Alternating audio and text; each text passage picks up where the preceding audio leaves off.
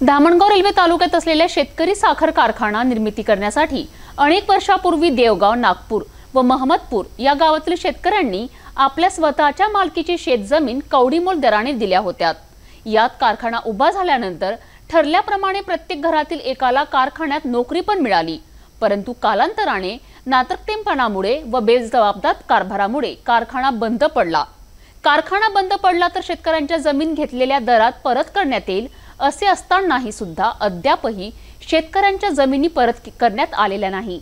अशात आता आमच्या जमिनी आम्हाला परत मिळाले नाहीत तर सर्व शेतकरी कुटुंबासह आत्महत्या करतील असा इशारा शेतकऱ्यांनी आयोजित पत्रकार परिषदेत दिला आहे।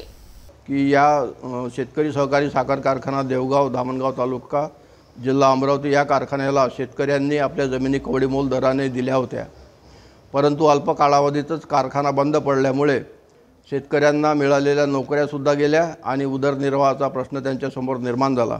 म्हणून या माध्यमातून शासनाला आमची विनंती आहे की आमच्या शेतकऱ्यांच्या शेतीची किंमत आपल्या दरबारी केवळ 2 कोटी रुपये आहे आणि 2 कोटी रुपयासाठी जर तुम्ही एवढे संसार उद्ध्वस्त पाळत असाल तर हा मोठा अन्याय आमच्यावर होईल। म्हणून त्या निमित्तानं आमची अशी विनंती आहे की शेतकऱ्यांच्या जमिनी शेतकऱ्यांना परत मिळावा आणि ज्या कारणाकरता आम्ही जमिनी दिल्या होत्या तो उद्देशच सफल होत नसेल तर त्या आमच्या जमिनी आम्हाला परत मिळाव्या एवढी आमची विनंती शासनाला या निमित्तानं आहे।